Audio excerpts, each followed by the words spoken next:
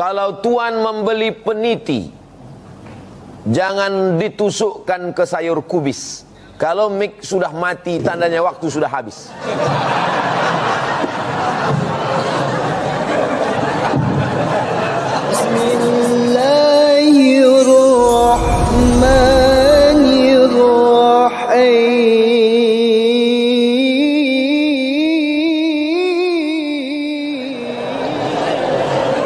Seumur-umur saya membaca pertanyaan, inilah tulisan yang paling cantik. Cantik kan? Cantik kan? Bisa pula rapi menulis. Saya bolak-baliklah menulis rapi, tak bisa-bisa. Memang irilah saya menengok tulisan. Mudah-mudahan anak saya bisa cantik tulisannya begini. Assalamualaikum, berapa kalilah dia mencobanya ini. Assalamualaikum warahmatullahi wabarakatuh. Waalaikumsalam. Alhamdulillah wa syukurillah. Alhamdulillah wa syukru lillah. Saya kurang. Alhamdulillah wa syukru lillah.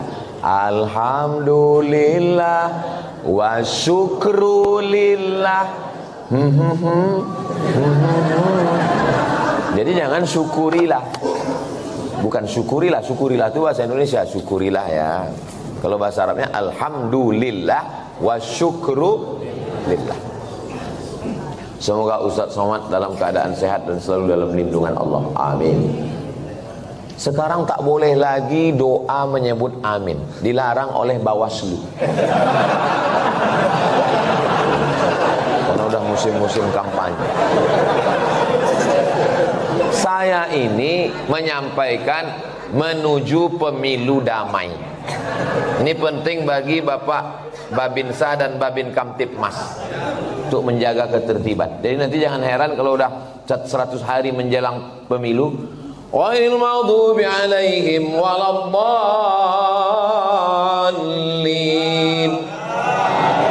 Tak boleh, itu keberpihakan. Sunyi nanti masjid, diam.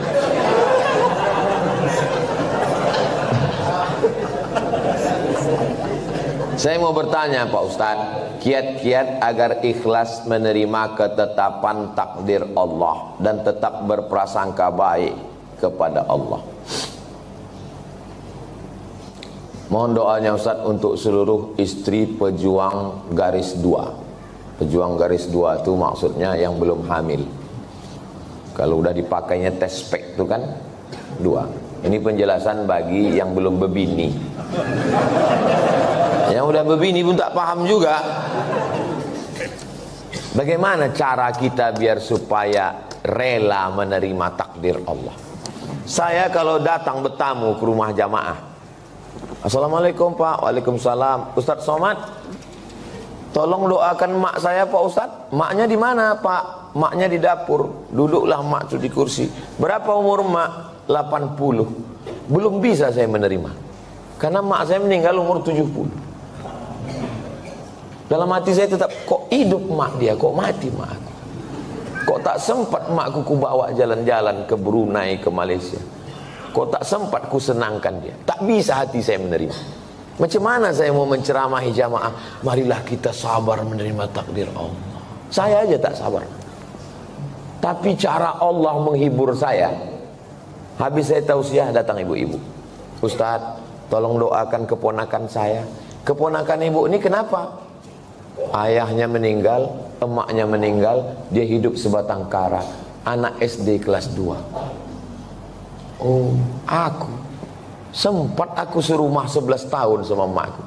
Dari 2008 ke 2019. Ini budak nih kelas 2 SD sebatang kara. Ternyata yang membuat kita bisa sabar itu adalah ketika membandingkan dengan orang lain.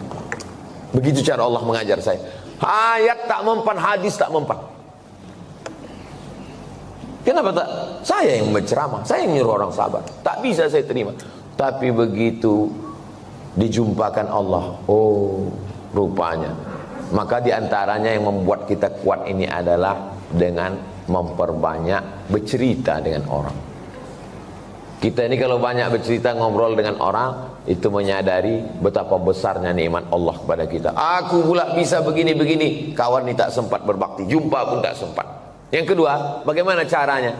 Caranya adalah menguatkan dalam hati bahwa innallaha katabal maqadir, Allah sudah menuliskan takdir 50 alfasana, 50.000 tahun qabla an yakhluqas samawati wal ard. Sebelum Allah menciptakan langit dan bumi, Allah sudah menuliskan takdirku 50.000 tahun sebelum Allah menciptakan langit dan sengaja dihunjamkan terus ke kepala. Abdul Somad, Allah sudah menuliskan 50.000 tahun sebelum menciptakan langit dan bumi bahwa kau sama emak kau itu cuma sampai 2019. Lebih dari itu bukan kuasa kau. Asal terlintas itu terus. Otak itu dihunjamkan dengan hadis itu. Yang ketiga, membuat sesuatu yang terus mengalir. Bersedekah untuk santri, untuk Palestina. Asal teringat, baca Al-Fatihah. Teringat macam-macam, baca Al-Fatihah. Malam Jumat, baca Al-Kahfi, baca Yasin. Hadiahkan pahalanya. Undang anak yatim, fakir, miskin. 3 itulah cara untuk mengurangi beban hati kita. Allah berjanji kalau kita beribadah, falyabudu rabb hadzal bait, banyak-banyak beribadah. Allah cuma minta kita satu ibadah. Balasannya Allah kasih 2. At'amahum min ju' wa amanahum min khauf. Kalau kau lapar, Allah kasih kau makan. Kalau kau risau, amanahum, Allah beri kau aman, tenang. Syaratnya banyak ibadah, perbanyak ibadah. Pagi sholat isyraq, sholat duha, malam bangun mandi, sholat sunat wudu, sholat sunat taubat, sholat sunat tahajud, sholat sunat hajat, zikir, banyak bertasbih. Zikir 3 pilihan, zikir banyak, zikir pilihan 3. Pertama istighfar, yang kedua sholawat, yang ketiga afdalul zikri fa'lam annahu la ilaha illallah. Astaghfirullahalazim, astaghfirullahalazim, astaghfirullahalazim. Kalau Tuhan membeli peniti, jangan ditusukkan ke sayur kubis. Kalau mik sudah mati, tandanya waktu sudah habis.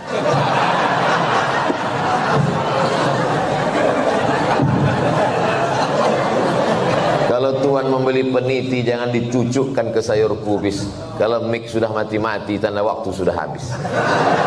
Di akhir majelis mari kita sama berdoa kepada Allah supaya Allah menjadikan hati kita ini ridha menerima takdir Allah Subhanahu wa taala. Tapi usaha tak pernah berhenti. Yang belum berjodoh terus berusaha, mudah-mudahan dapat jodohnya.